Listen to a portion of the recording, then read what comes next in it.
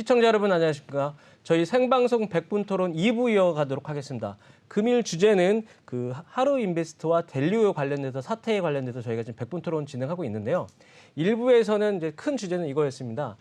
사건에 문제가 됐던 사항들에 대해서 가상자산, 즉 디지털자산 특검법을 할 수 있냐, 아니면 확대해서 자본시장법으로 해야 되냐라는 그 논의가 한참 있었는데요. 사실 이 부분은 검찰 수사가 있는 이후부터 본격적으로 돼야 되는 문제이기 때문에 저희가 사실 뭐 이 부분에 대해서 뭐 정의를 내린다고 해서 명확하게 될 수 있는 부분은 아닌 것 같아서 2부에서는 실질적으로 피해자분들이 이제 도움이 될 수 있는 구체적인 어떤 질문에 대해서 넘어가도록 해보겠습니다. 자, 바로 첫 번째 질문 들어가도록 하겠습니다.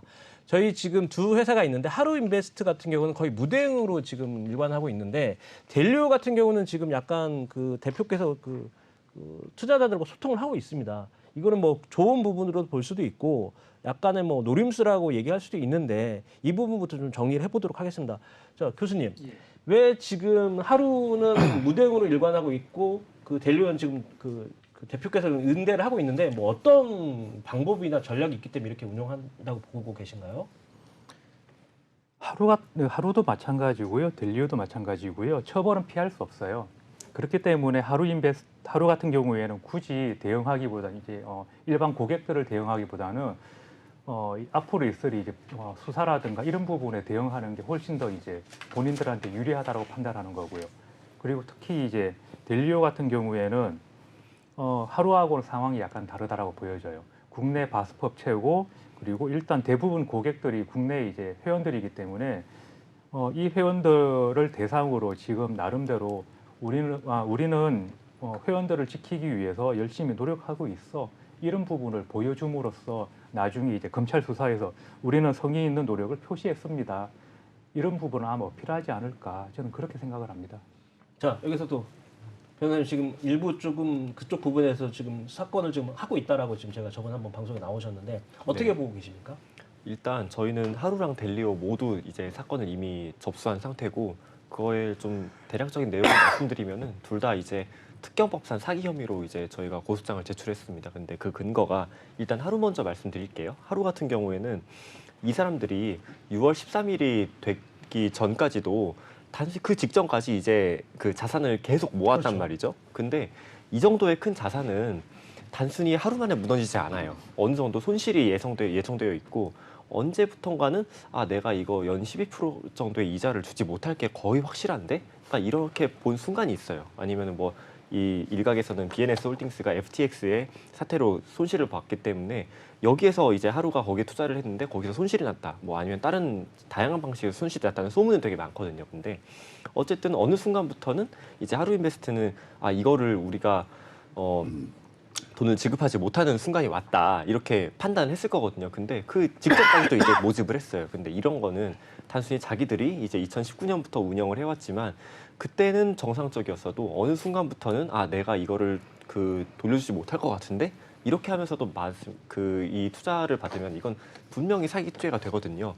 그런데 그 시점이 언제냐 이런 것들을 우리가 알 수가 없어요. 왜냐하면 하루인베스트 같은 경우는 보통 우리가 뭐 피해가 발생하면은 보통 사람들이 어떻게 이제 그 공개를 하냐면은 우리가 자산이 어느 정도 있다. 그리고 피해자가 어느 정도 발생했다. 그리고 손해가 이 정도다. 그리고 문제의 원인은 이거다. 그리고 향후에는 우리가 이렇게 대처하고 있으므로 이렇게 될 것으로 예상한다. 약간 이런 것들이 좀 뭐 그 회의라든가 이런 그 피해자들을 위해서 해야 되는 수치들이 나와야 된다는 거죠. 그게 공개해야 되는 정보들이죠. 그런데 이런 것들이 전혀 없어요, 하루는. 그리고 델리오도 뭐 회의하고 소통은 하고 있다고 하지만 제가 봤을 때는 그건 소통이 아니거든요. 그러니까 자신들이 뭐 이런 보통 금융사 이런 금융 상품 같은 경우는 우리가 그거를 신고해서 정부의 허가를 받기 위해서 이렇게 운용할 것이다라는 투자 보고서를 이제 내야 되는데 거기는 어느 정도 우리가 투자했는지를 전혀 우리의 이거는 우리의 영업 비밀입니다 이러면서 전혀 공개하지 않았단 말이에요. 그러니까 진짜로 얘네가 2019년부터 트레이딩을 했는지조차 우리가 몰라요. 델리오도 마찬가지죠. 델리오는 뭐 어쨌든 바스프가 있으니까 해왔겠지만 하루인베스트는 정말 몰라요. 그러니까 이거 같은 경우도 도대체 어디부터 잘못된 것인가 이런 거를 전혀 알고 있지 않기 때문에 이거를 애초에 비공개하는 그 측면에서 저희도 실질적인 내용이 없거든요. BNS 홀딩스라든가 이런 데는 소장에 적었지만 이런 것들을 구체적으로 우리가 모르니까 이거에 대해서 수사해달라 이렇게 요청을 한 거거든요. 그러니까 이거에 대해서 오히려 무대응은 제가 그 하루인베스트 임직원 같은 경우는 뭐 어차피 이렇게 된 이상 정보를 공개하지 않는 게 우리에게 유리할 수도 있다 이렇게 판단됐을 거예요. 왜냐하면은 전날까지 이제 자산을 모집했는데 이건 사기거든요. 이건 빠져나갈 수가 없어요. 자, 일단 교수님과 변호사님은 약간 의도성이 있는 사기일 수도 있다라고 이제 얘기를 해주셨고, 자, 회장님은 어떤 생각을 하시고 계십니까? 저 또 그 의도성이 있는 사기라고 볼 수밖에 없어요. 왜 그러냐면 첫 번째 그 하루 같은 경우 보면 명확하게 여러 가지 검증을 거친 글로벌 파트너사를 통해서 자산 관리를 한다고 홈페이지에 명확하게 공지가 됐습니다. 그러면 비엔에스 홀딩스를 글로벌 어떤 검증을 거쳤고 했는지 부분이 있어요. 언급이 없잖아요. 그럼 우리가 똑같이 이제 문제를 짚고 넘어가 봐야 되는데, 그 하루 인베스트 같은 경우는 그 당국의 지금 신고 수리를 받지 않은 업체다 보니까 법적으로 어떠한 내용을 공지하거나 알려줘야 될 의무가 없어요. 그리고 그 다음에는 아까도 얘기했지만은 그 의도적인 그 사기일 가능성이 높다고 보는 부분은 어차피 작년도 11월 달부터 이미 FTX 사태가 났잖아요. 그리고 두 번째는 계속적으로 그 코인 하락 장세가 이어지고 있단 말이죠. 그건 어쩔 수 없이 모든 분들의 공통된 의견이 하락장에서는 주식이든 부동산이든 코인이든 장사가 없다. 그걸 알고 있음에도 불구하고 아까 우리 그 홍 변호사께서 말씀하신 것처럼 그럴 가능성이 있고, 아까 그리고 두 번째는 저기 그 하루 인베스트인 경우는 어차피 당국의 신고 수리를 받지 않은 취업권적 기업이기 때문에 의도적으로 자료를 숨기고 처벌 가능성도 떨어질 부분이 있어요. 반면에 그 이제 그 저 델리오 같은 경우는 특검법에서 신고 수리를 받은 제도권 내 기업이기 때문에 첫 번째 부분은 자산 부분을 사전에 그 구분 예치를 하고 그런 부분을 공지하지 않은 부분도 상당히 책임성이 있어서, 그러면은 델리오 입장에서는 최대한 투자자 보호를 위해서 노력하고 있다는 성의를 보이는 것이 투자자들뿐만 아니라 당국, 그리고 당국에서 지금 상당한 충재를 하고 있을 거란 말입니다. 그리고 세 번째는 고객들에게 언어를 통해서 그 친화적인 분위기를 조성한다는 차원이고, 반면에 하루 인베스트 같은 경우는 대한민국 법적 취해법권적 지역이기 때문에 최대한 자료를 숨기고 하는 것들이 오히려 나중에 그 수사를 받더라도 또 수사도 한계가 있잖아요. 왜? 지금 자료가 보면 회사가 싱가포르에 있기 때문에 중요한 자는 싱가포르에 있을 걸로 봐요. 그건 우리나라 검찰에 싱가포르 가서 수사를 못 하잖아요. 예를 들면 테라루나 같은 경우도 다음 달부터 이제 재판에 들어가지만 싱가포르에 있는 테라폼랩스는 그 영장 집행을 못 했거든요. 국내 자료만 가지고 지금 재판한단 말이죠. 그래서 이제 국내의 제도권 내에 진입한 회사와 국내 제도권에 있지 않은 외국 회사하고는 명확하게 대응 방법이 다를 수밖에 없다. 그렇게 봅니다. 아, 참 안타까운 그 답변이긴 한데, 대표님. 대표님이 이제 회사를 운영하는 입장에서 만약에 이런 사태가 난다고 하면 일단 델리오 대표께서는 자기 사재까지 털어놓는다고 얘기를 하긴 했습니다. 뭐 그게 어떻게 될지 모르겠지만, 지금 앞서 세 분이 얘기하신 대로 약간 좋지 않은 결과에 대해서 이제 답변을 주셨는데, 대표님은 어떤 생각을 갖고 계신지, 저는 약간 일말의 희망적인 메시지가 있으면 좋긴 하겠는데, 생각이 어떠신지 좀 알려주십시오. 그러니까 개인적으로 저는 델리오하고 하루는 다른 회사라고 생각하고 있습니다. 스타일도 다르고 대관적인 업무도 다르고요. 델리오 같은 경우는 사실은 나름 그러니까 작년에 루나 그리고 그 이후에 있었던 FTX 사건 거기에서 살아남은 기업들이 많이 없었습니다. 그리고 특히 체급이 크고 델리오처럼 업종의 특성상 서로 다른 LP들하고 관련이 되는 기업들은 여기서는 워낙 리스크 노출도 높기 때문에 거기서 사실은 엄청나게 힘들었을 수밖에 없었을 것이고, 그런데도 불구하고 델리오 같은 경우는 작년 같은 경우에는 모 상장사 인수 작업에서부터 또 이제 이런 제도권을 계속 진입을 하는 부분을 여러 번 시도를 했었었고, 실제 정 대표님이 예전 언론에 인터뷰했던 거 보면은 디파이 플랫폼은 탈중앙이다 하더라도 이걸 개발한 회사나 이걸 구축한 회사는 제도권에 있을 수밖에 없다. 그래서 우리는 계속 디파이로 갈 거지만 우리는 디파이와 전통 금융의 가교 역할을 하겠다. 항상 이게 정 대표님이 발표했었던 포부였었고 그게 나름의 델리오가 가지고 있는 블록체인 업계에서 약간 위치이기도 합니다. 그렇기 때문에 현재 이런 상황은 굉장히 안 좋은 상황이고 이게 잘못하면 정말 큰 사건으로도 이어질 수 있긴 하지만 이런 구체적인 내용들이 어떻게 되는 건지 그리고 지금 언론에서 나오는 내용들은 델리오는 이제 하루를 탓하고 있고 하루는 또 BNS를 탓하고 있고 이제 BNS가 또 누구가 나오겠죠. 근데 이제 중요한 거는 요런 태도들은 이제 법적인 얘기인 거고 사실 이제 이런 과정에서 누가 그런 컴플라이언스 체크를 했었어야 하는 건지. 그렇죠. 하지만 그 근간에는 이런 제도적인 미비가 가장 크지 않았었을까. 그리고 근데 그거는 안타까운 현실이고 그럼 현재 이제 투자자들의 보호나 피해 난 걸 손실을 최소화시키고 상황을 파악하는 게 중요한 건데 중요한 건 이미 언론에 나와 있는 내용들을 몇 개 추론을 해보면은 BNS가 뭐 일부 FTT하고도 연결이 되어 있었다라고 하면은 이런 얘기가 나오면 나올수록 불안할 수밖에 없는 거가 FTT 여파 앞에서는 사실은 굉장히 공룡 캐피털들이었던 3에로즈나 다양한 기관들이 하루아침에 무너졌었거든요. 그러면은 근데 그 무너졌던 자금들 실제 FTX 같은 경우도 초기 셈이 그 FTX를 창업해둔 종잣금을 한국에서 사실 얻었다는 이야기들도 있을 정도로 그렇죠. 굉장히 한국에서 밀접한 관련을 했던 사람들일 거고 그럴수록 더더욱 그게 있었던 그 여파에서 노출이 컸을 수밖에 없기 때문에 이런 부분들에서 현재 지금 남아있는 시제, 남아있는 그런 투자자 투자자 보호나 그런 상환을 할 수 있는 자금이 얼마나 규모가 될 수 있을지 이런 부분들이 빠르게 파악이 돼가지고 조속히 좀 해결되었으면 좋겠습니다. 자, 일단 그래도 대표님은 델리오에 대해서 어떤 그 규모가 있었고 약간 큰 회사니까 성실하게 책임을 지어주기를 바라야 하는 어떤 입장에서 좀 약간 이제 약간 블록체인 관계자로서는 네, 네. 그렇게 말씀하신 바라보고 것 있습니다. 같습니다. 자, 그러면 저희가 지금 약간 결국 하루랑 델리오 얘기를 하다 보면 또 항상 나오는 BNS가 있는데 참 여기가 지금 그 언론에 굉장히 노출이 되어 있는 상황이 그러니까 노출이 되면 될수록 약간 저희를 좀 실망감을 좀 안겨주고 있는데 일단 이 BNS에 대해서 또 교수님 네. 어떻게 또 생각하는지 좀 말씀해 주십시오. BNS는 도대체 뭐 하는 회사인지 확인이 안 돼요. 이게 진짜 이름 그대로 방행송이잖아요. 그 대표 이름 2명이 이제 따서 한 건데 페이퍼 컴퍼니에 도대체 무슨 일을 했는지 직원이 몇 명인지 뭐 그런 부분이 전혀 파악이 안 됐고요. 그리고 하루가 BNS에 뭐 투자했고 이러면서 이제 BNS 홀딩스를 이제 탓을 하고 있는데 도대체 BNS에는 얼마를 투자했는지 그러면은 그래서 네가 도대체 국내에서 얼마를 모집을 해가지고 BNS에 얼마를 투자했는지 이런 부분에 대한 내용이 전혀 없어요. 사실 이 부분은 델리오도 마찬가지예요. 우리 자산이 예를 들면 얼마가 있는데 이 얼마 중에 얼마를 하루에다가 맡겼어. 그런데 하루가 도망갔네? 이 부분이 있어야 되는데 아니야 우리는 하루 때문에 지금 힘들어. 이거밖에 없거든요. 지금 두 업체는 명확하게 이야기해야 되는 부분인 거예요. 사실은 이제 우리가 지금 돈이 얼마가 그러니까 모집한 뭐 규모가 얼마고 얼마를 투자했고 남아 있는 게 얼마야. 이 부분은 명확해 줘야 되고 그리고 BNS 홀딩스는 저는 이거는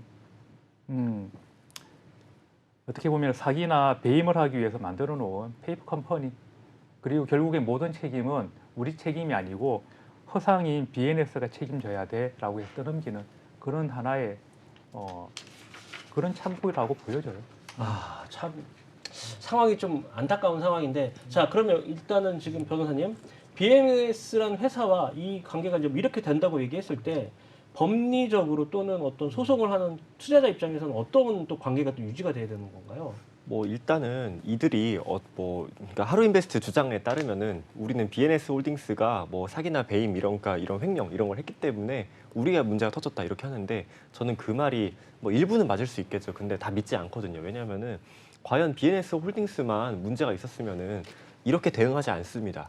보통 그냥 BNS 홀딩스뿐만 아니라 그냥 수많은 문제가 있는데 그 중에 하나가 BNS 홀딩스인 거고 여기에 책임을 떠넘기고 있는 거라고 보이거든요. 그리고 BNS 홀딩스라는 게 그 우리나라 법인입니다. 그래갖고 등기부등본을 떼보면은 거기 이사들이 나오거든요. 근데 여기 BNS 중에 한 명은 아예 나와 있지도 않아요.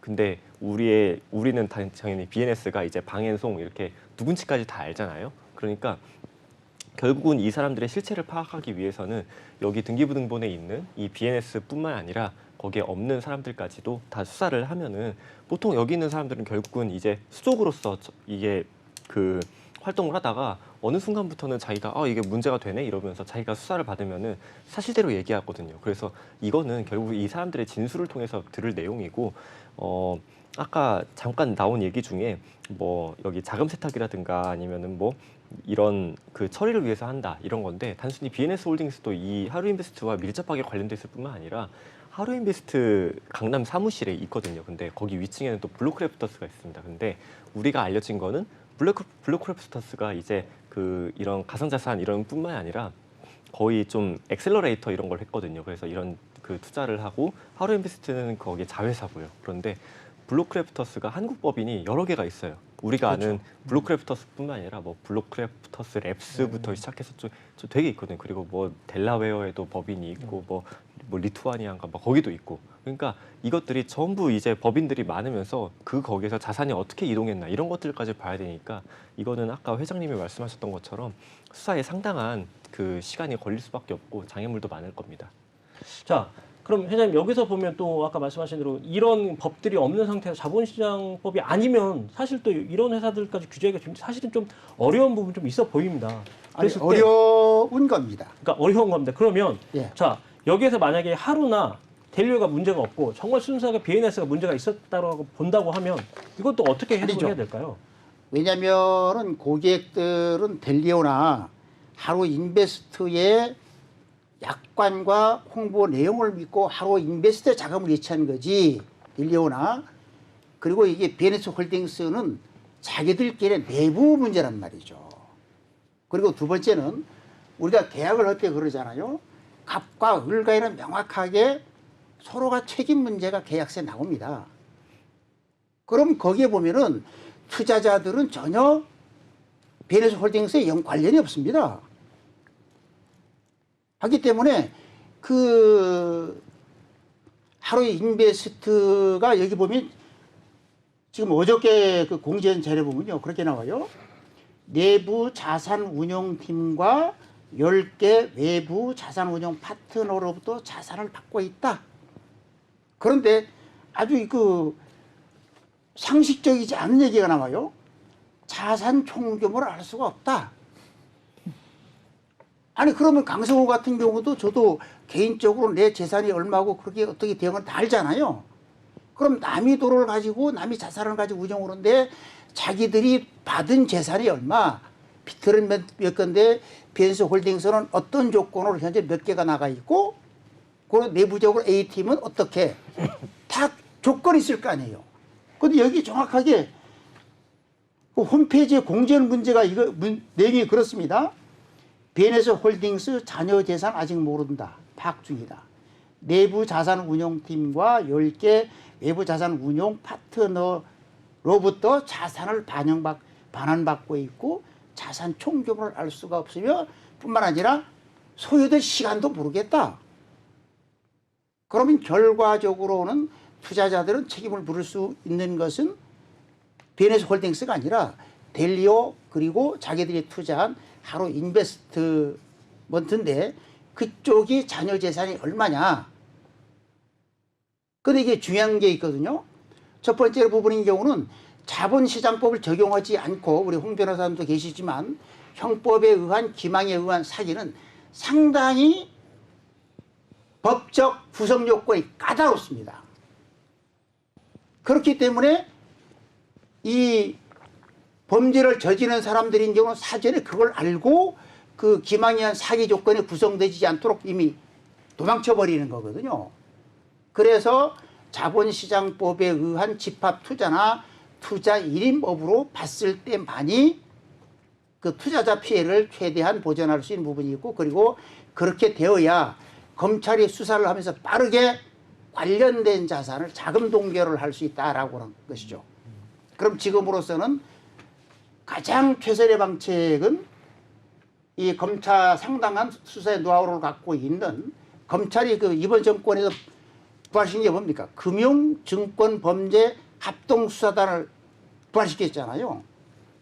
그쪽에서 하루속히 이 사건을 수사하는 수밖에 대안이 없다. 그리고 두 번째 부분인 경우는 자본시장법에 의한 집합투자가 되든 투자 일임법을 적용을 해서 자본시장법을 적용하지 않으면 수사도 어렵고 또 그렇기 때문에 상대방들도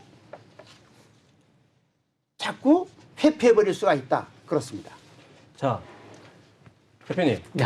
뭐 참 애매모호한데 네. 이 BNS 어떤 회사인지 사실 좀 알고 계신 대로 조금 뭐 큰 문제가 안 되는 범위 좀 얘기 좀 해주세요. 속 아, 시원하게. 네.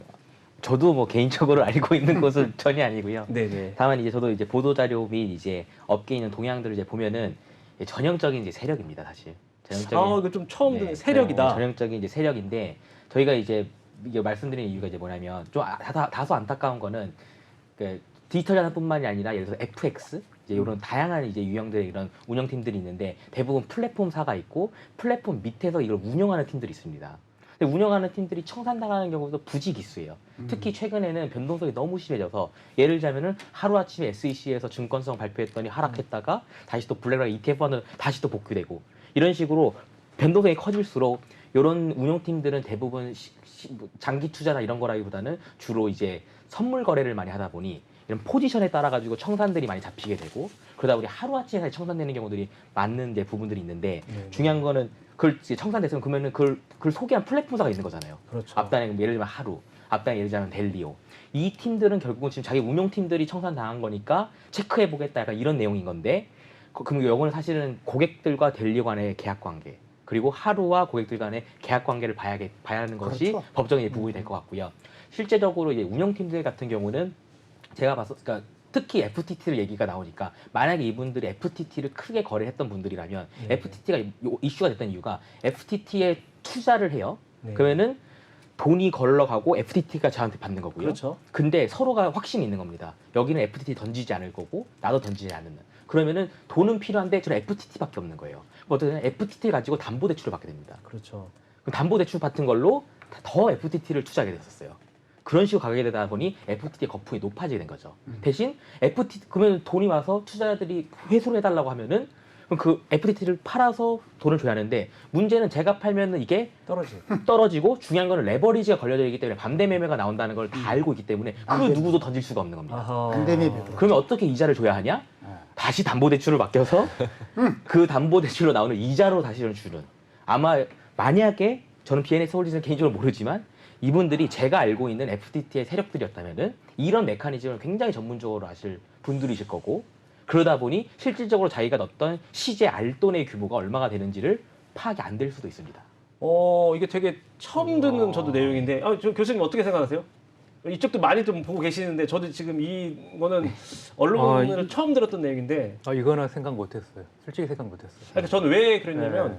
아까 말씀하신 대로 회장님 말씀하신 대로 하루나 델리오가 니네 자금이 어떻게 되냐고 물어봤을 때 대답을 못하는 게 저는 사실 이해가 안 되는 부분이에요. 네. 변호사님이 그런 얘기는 했는데 도대체 내가 사기를 칠 때 내 사기를 모수가 있을 거고 내가 저기에서 이제 사기를 통해서 내가 얼마나 이익을 받을 수 있는 건 사실은 뭐 처음부터 사기를 하려고 했던 건 아니지만 이제 모수를 알려고 하는 게 사람의 심리적인데 뭐 아까 말씀하신 대로 진짜 의도적으로 발표를 안 했을 수도 있지만 만약에 정말 모른다고 얘기하면 계속 이게 순환이 되다 보니까 내가 파악이 안 될 수 있다라는 약간 처음 듣는 그렇죠. 특히 이제 FTT의 여파에서 만약 회복 중이라면은 더더욱 그런 수치들을 감출 수밖에 없었을 거고 아하. 그럼 그걸 회복을 하려면은 결국은 작년 11월부터 이슈가 됐지만 내년 4월이 비트코인 반감기거든요.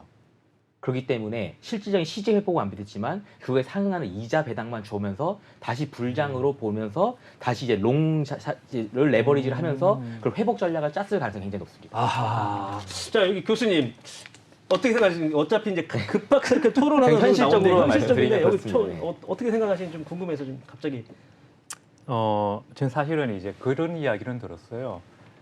그 이제 델리오 같은 경우에는 특정 이제 여하튼 그 업체를 이야기해서 그런데 이자 지급만 되고 있지 아무것도 안 하고 있다 영업을 도대체 이게 무슨 회사냐라고 그렇게 이제 내부에 있던 모 직원이 이렇게 해서 이야기를 하더라고요. 잠깐만 여기서는 내부에 있던 델리오에 있는 내부에 있던 모 직원과 퇴사하신 분이 퇴사하신 네. 분이 여기서 좀 중요한 겁니다. 그 퇴사하셨던 분이 교수님과 아는 분이었던 거고 그분이 다시 한번 어떻게 그래서 말씀하셨다고요? 이제 회사가 이렇게 해서 뭐 자산 운용을 열심히 안 하는 것 같아요 정도 이렇게 이야기하더라고요. 어허. 그러면서 이제 이자는 지급되고 급여는 주는데 참 신기해요라고 하는데 근데 그 부분이 이해가 안 됐어요. 야, 회사가 열심히 그놈이 운용을 해야지 되는 건데 이자를 주는 건데 급여도 주고 이제 이자도 지급되는 건데 그럼 도대체 뭐지? 어디서 빌려서 주나? 굉장히 이상하게 봤거든요. 그런데 지금 황 대표님 이야기 들어보니까는 이해가 돼요. 그러면은 델리오도 똑같이 이제 그런 형식으로 예치를 하고 그럼 그 이자 수익을 가지고 그러면 운용하고 이자도 주고 이제 급여도 주고. 급여도 주고 했다라는 부분이거든요. 그러니까 특히 이제 FTX 같은 경우는 그러니까 제가 계속 FTX를 얘기했던 이유가 이런 소위 말하는 구조화 금융의 대가였습니다. 어허. 네, 이게 뭐냐면 그러니까 구조화 금융 스트럭처 론인데 가치는 없어요. 하지만 그 가치를 부여를 해버린 겁니다. 네. 어떻게요? 외부 투자 기관을 통해서. 근데 그게 외부 투자 기관이 나중에 발각이 된 게 관계사였던 거죠. 그렇죠, 그렇죠. 네, 외부 투자 기관이 투자를 하고 그럼 갑자기 그 순간부터는 저는 가치가 있어져 버린 토큰이 돼 버린 거죠. 근데 이거를 다시 또 담보 대출을 하게 됨으로써 제3의 기관이 다시 또 인정을 하게 되고 그게 이제 FTX 사태가 났던 이제 원인이었죠. 이런 식으로 이제 거품이 계속 커지겠던 겁니다. 근데 중요한 거는 실제 루나 테라도 마찬가지고 그런 디파이가 커졌던 이유는 그 디파이 뒤에는 시파이가 있었기 때문에 큰 겁니다. 그렇죠. 시파이 상품과 디파이 상품이 맞물려 가고 일시적인 수익률을 디파이 일부러 의도적으로 몰아주고 또 디파이에서 다시 또 과열이 되면은 그걸 의도적으로 내려서 다시 또 시파이로 가지고 오고 그런 식으로 핑퐁을 치면서 사실은 블록체인 시장이 더 커진 건 사실입니다.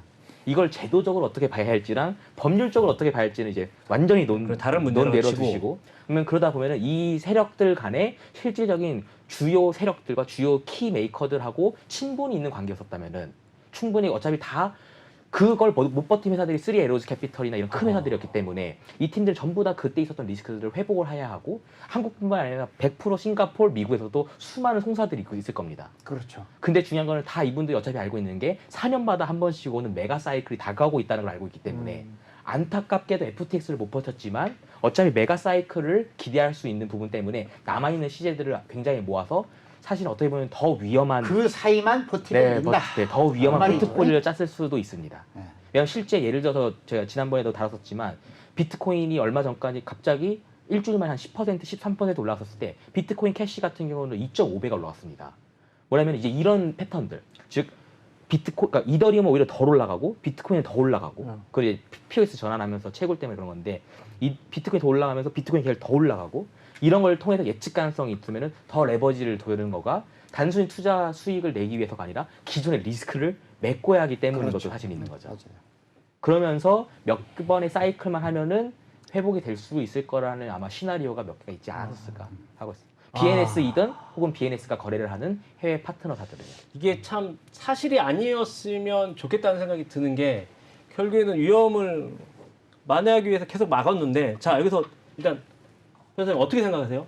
그러니까 뭐 그 말이 맞다고 하더라도 저는 그 말씀을 들으면서 이제 과연 이게 수사기관이나 이런 법정에서 어떻게 현출이 될까 이런 것들이 좀 상상이 됐는데 이게 사실은 레버리지를 통해서 그러니까 시세가 오르면은 롱을 잡아서 레버리지를 하면은 정말 몇 배를 벌 수도 있는 거거든요. 근데 한편으로는 이 본질적인 거를 보면은 우리가 그렇다면 이게 과연 도박이랑 뭐가 다른가? 그러니까 정말 뭐 홀짝 이런 거 한 뭐 그 보고 아, 좋아 이거나 뭐 지금 내가 자산에 대부분 잃었지만 한 3번 이기면 한 그 이제 한 8배 뛰니까 좋아 이거 간다 이렇게 하는 게 문제는 이게 자기 돈으로 하면 괜찮은데 남의 돈으로 한단 말이죠.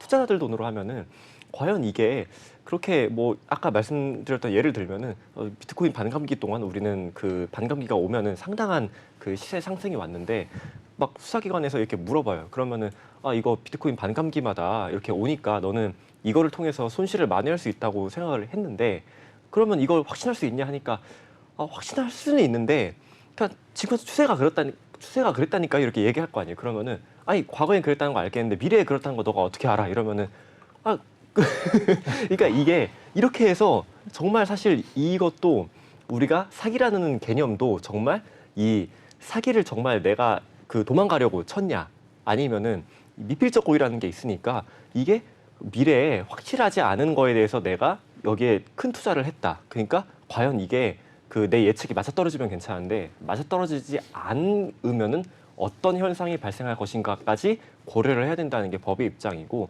과연 그게 맞다고 하더라도 그러니까 뭐 레버리지를 땡기는 게 고객 돈을 땡겼단 말이에요. 그러면 그렇죠. 예, 그러면 이게 사기로 될 수밖에 없어요. 그러니까 이거를 소명하는 것도 단순히 우리가 미래를 예측하는 게 확실하지 않은 데이터에 아니면 과거의 경험에 의존하고 있기 때문에 이런 것들이 뭐 참작은 될 수 있겠지만 이 법의 심판을 피하기는 어렵지 않을까 하는 생각이 듭니다. 자, 좀 쓴소리 좀 해주십시오, 회장님. 어떻게 생각하십니까? 아, 이건 너무 저거. 아니 이 부분은요 예, 예. 우리가 정확히 아까 홍 변호사님께서 도박이지 않느냐 하는 부분하고 아까 얘기가 계셨지만은 지금 보세요. 미국 증권거래위원회가 세계 최고의 거래소 바이낸스를 법원에 기소했잖아요. 그럼 바이낸스도 그렇게 나와 있습니다. 바이낸스의 최고 경영자인 자오 창펑의 감독권 내에 있는 회사에 바이낸스가 발행한 BNB 토큰을 주고 그 자전거래를 유도했다고 한단 말이죠. 그러면은 바이낸스도 이렇게 하고 있는데 일반 작은 기업 같은 경우는 이렇게 하지 않고는 도저히 예를 들어서 그 고율의 이자를 따박따박 지급할 수 있는 것이 어려운 일이거든요. 우리도 그 교수님하고 그 방송하기 전에 얘기를 했지만은 지금 뭐 대한민국 세계적인 기업인 삼성전자도 사실 이익이 10%. 지금 우리나라의 대부분의 기업들이 지금 오히려 손해를 보고 있잖아요. 그럼 여기도 보면은 뭐 연간 코인만 넣으면 12% 줄게. 그러면 그 델리오나 하루 인베스트 입장에서는 이자 플러스 뭘 해야 됩니까? 회사 운영비를 벌어야 되잖아요. 거기다 세 번째 부분인 경우는 작년도 FTX에서 물렸죠. 그리고 그 이후에 계속적으로 하락장에서 이어지고 있었기 때문에 이건 뭐 아까와 같은 우리 그 대표님 말씀하신 것처럼 막연한 미래 추정에만 기대를 했지 그렇지 않고는 정상적으로는 사업을 할 수 있는 여건은 아니었다. 그렇게 봐야 되죠. 자, 여기서 또 그러면 또 약간 또 대표님 궁금한 게 이 사건이 만약에입니다. 네. 갑자기 반감기에서 불장이 왔어요. 네. 그래서 어느 정도 뭐 누구든 비용이 좀 회생이 돼요. 네. 그리고 뭐 손실을 될 수 있는 데까지 이렇게 쉽게 말해서 원금을 고객들한테 줘야 되지 않습니까? 이 상황이 올 수 있을까요? 사실, 또는 그게 된다고 하면 어떻게 되는 관점일까요? 다시 한번 말씀드리지만 이건 전혀 법적인 내용이 아닌 네, 그렇죠. 제 그냥 업계적인 차원에서 말씀드리면 가능성. 전 세계에서 가장 컸었던 파산 사건이 마운트 콕스 사건이었습니다. 그렇죠. 마운트 콕스에 묶여서 있던 비트코인이 최초에 사실 전 세계에서 깜짝 놀랄 정도의 수많은 자금들이 무너졌었고 이미 손실도 발생했었고요. 중요한 거는 그 비트코인 가격은 이미 투자 자금의 몇 배를 이상의 가치가 지금 돼버려가지고 지금 다시 순차적으로 다 배상이 계속 이루어지고 있었고 제가 알기로는 이제 마무리된 걸로 알고 있는데 중요한 거는 결국은 비트코인 가격이 올라가서 다시 회복이 돼버린 겁니다. 한 몇 년 전만 하더라도 마운콕스 창업자들은 정말 희대의 사기꾼이자 희대의 잘못된 사람이 수많은 하지만 가만히 앉아서 올라가는 나머지는 이미 다 배상이 끝나버린. 근데 물론 그렇다고 해서 법적인 그런 잘못이나 형사적인 처벌이 없어지는 건 아니고 그리고 그 사람들의 그런 도덕적인 잘못이 없어지는 건 아니지만 이제 이 부분에서는 결국은 가장 이제 전 중요한 거는 과연 투자자들은 그런 리스크를 알고 투자를 했냐. 그리고 이런 투자자들이 실제 이런 이자를 받는 상품들이 이런 리스크가 포함되어 있었고 그리고 델리오나 하루 쪽에서는 이런 걸 얼마나 고지했느냐가 사실 중요할 것 같은데 더 중요한 거는 결국은 여기서 저는 이제 법적인 라이센스 부분 결국은 이런 모든 부분들이 법적인 미비로 사실 시작이 됐었던 거고 이 법적으로 부족한 상황에서 시장은 커지는데 그걸 안 할 수가 없습니다. 저 같은 경우도 블록체인 종사자이고 제가 블록체인을 좋아하는 이유는 블록체인에서는 제가 여태까지 몰랐었던 내용들이 실제 움직이고 있는 것들이 하루하루 보이는 겁니다. 실제 만약에 누가 저한테 물어보세요. 내년 반감기 때 비트코인 가격이 올라갈까요? 저는 그러죠. 최소 3배에서 5배 예상하고 있습니다. 그럼 왜 최소 3배에서 5배나요? 하면은 지난 3번의 반감기 때 그랬었으니까. 그러면은 또 그러죠. 아니 지난번 3번이었는데 이번에 그런다는 보장은 어디 있냐? 지난 3번 다 놓쳤기 때문에 네. 그런 것처럼 이게 그게 중요한 거는 저처럼 생각하는 블록 종사자들은 다 생각한다고 저는 생각하고 그 외에 일반인들마저 이제 더 이 랠리에 동참하고 있는 타이밍이지만 하지만 이런 과열 속에서 저는 더 투기도 있을 거라고 생각하는 거고 이런 투기 속에서 이런 모럴 해저드나 이런 관리 리스크가 더 커질 수밖에 없어서 더 조속히 이런 관리 파트 예를 들자면은 뭐 크립토 자산 운용사던 이런 식으로 해서 뭔가 특정 가이드라인이 나와서 이런 식으로 와서 이런 가이드라인으로 예측을 해서 수익이 날 때 이렇게 수익을 가져가지만 리스크가 났을 때 이렇게 해칭을 해야 한다는 뭔가 좀 철저한 관리 감독 매뉴얼이 나오면은 저는 블록체인 종사자를 더 환영할 거로 예상하고 있습니다. 자, 일단 그러면 변호사님 지금 방금 전 얘기하셨던 것 중에 투자자분들은 이런 사실을 좀 알고 있었을까요? 그러니까 12%나 10%의 고정이익을 준다고 하는 것들이 사실은 금융상품도 사실 쉽지 않은 상황이었지 않습니까? 근데 이제 어차피 지금 수입을 하고 계신 입장에서 투자자들은 어떤 생각을 많이 갖고 있으셨습니까? 그러니까 일단 하루인베스트 같은 경우는 상당히 업력이 있는 회사거든요. 뭐 라이센스와 상관없이 2019년부터 상당 기간 많은 그 이제 이자를 지급해 왔단 말이죠. 그리고 내부 직원분들도 뭐 물린 사람들이 꽤 있는 걸로 제가 알고 있습니다. 그러니까 그 정도로 이미 업계에서는 이런 다양한 부침을 겪고 이겨왔던 회사이기 때문에 상당한 신뢰도를 갖고 왔던 거고, 또 이런 가상자산 같은 경우는 이런 그 주식은 이제 뭐 그런 시장이 통일되어 있지만 거래소마다 다르잖아요. 그러면 여기에서 이제 차익 거래라는 아비트라지가 발생하게 되는데, 여기는 뭐 이제는 이제 컴퓨터 프로그램을 이용해서 뭐 어느 정도 시세 차익이 나면은 여기서 다 샀어, 여기서 다 판다.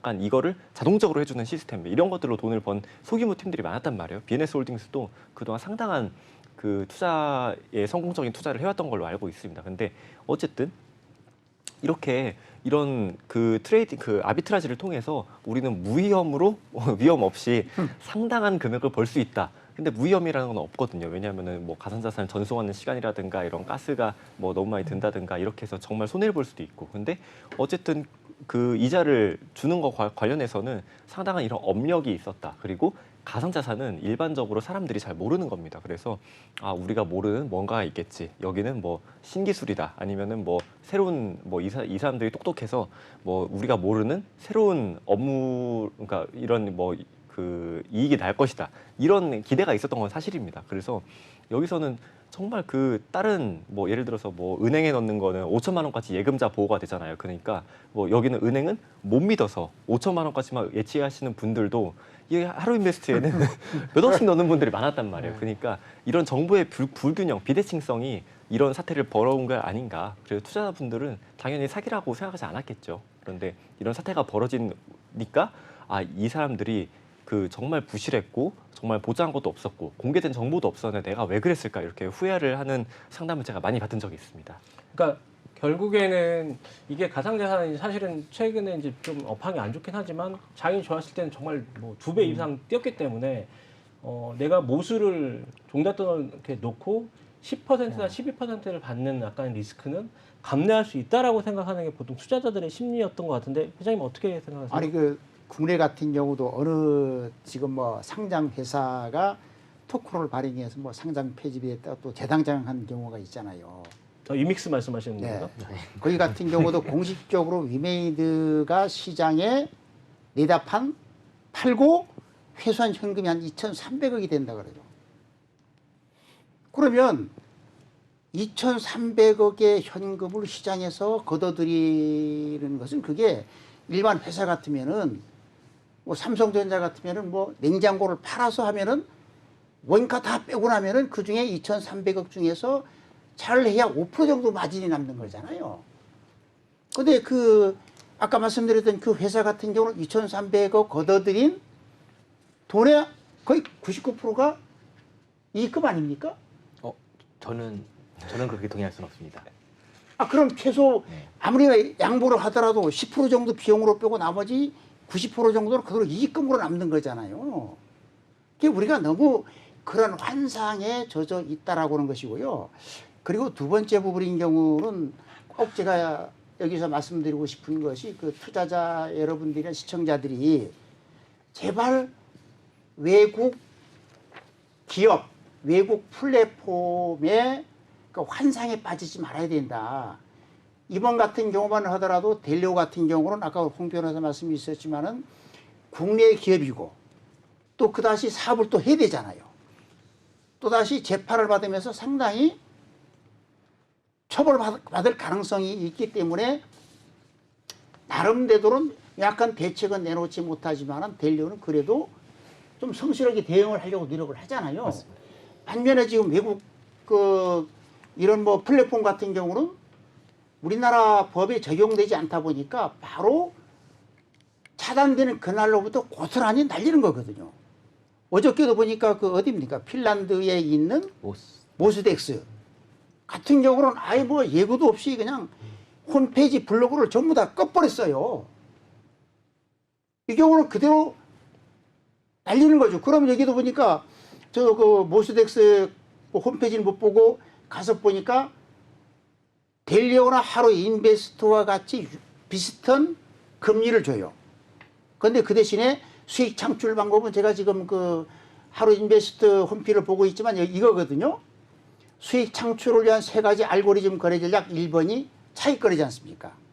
그러면 이제 모스덱스도 똑같이 거래소 간의 트레이딩을 통한 차익 거래를 통해서 1년에 12% 줍니다. 그래서 이제 우리가 이 부분인 경우는 첫 번째는 지나치게 아까 우리 대표님도 계셨지만은 이 코인 투자에 대한 환상을 좀 깰 필요가 있다는 부분이고, 두 번째 부분인 경우는 제발 외국 플랫폼이나 거래소를 이용했을 때 어떤 문제가 생기면 대한민국 정부 당국이 어떻게 조치할 방법이 없어서 고스란히 원금까지도 날리기 때문에 외국 거래소나 플랫폼에 대한 환상을 좀 버려주실 것을 간곡하게 당부를 좀 드리겠습니다. 자, 교수님, 근데 이제 지금 예. 최근에 좀 근데 델리오가 일부 그 코인을 가지고 이제 이렇게 입출금 제거를 했잖아요. 예. 이게 보면 사업에 문제가 없다라는 걸 보여주는 뭐 어떤 시그널인지 어떻게 지금 해석을 해야 될까요, 이건? 대외적으로 보여주는 하나의 이벤트라고 좀 보여져요. 지금 이제 입출금을 열었는 코인들이 대부분 보면 이제 마이너한 코인들이거든요. 그렇죠.